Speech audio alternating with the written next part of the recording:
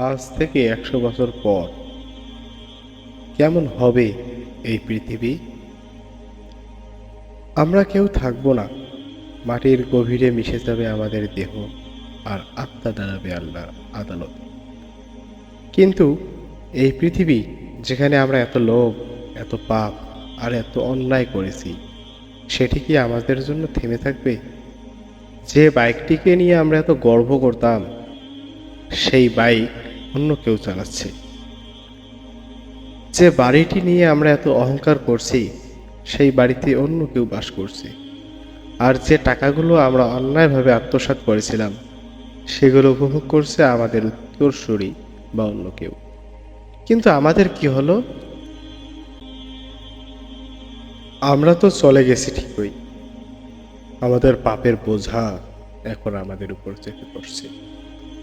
আল্লাহ সুবহানাহু ওয়া তাআলা সেই আদালতে আমাদেরকে জিজ্ঞেস করছেন, তুমি এত পাপ কেন করছিলে, এত অন্যায় করছিলে কেন?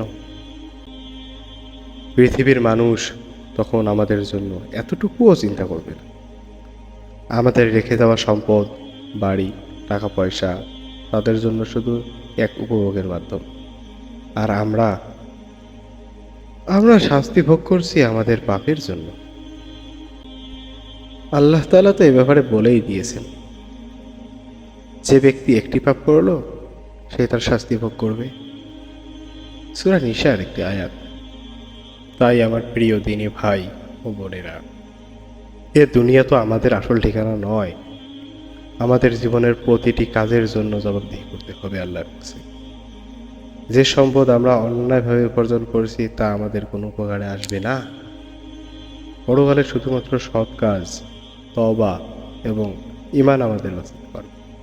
আজই আমাদের জীবন পরিবর্তন করার সময়। অন্যায়ের পথ থেকে ফিরে আসি, হালাল পথে চলি, আর বেশি বেশি তওবা করি। কারণ জানি না মৃত্যু কখন আমাদের দরজায় কড়া নাড়বে।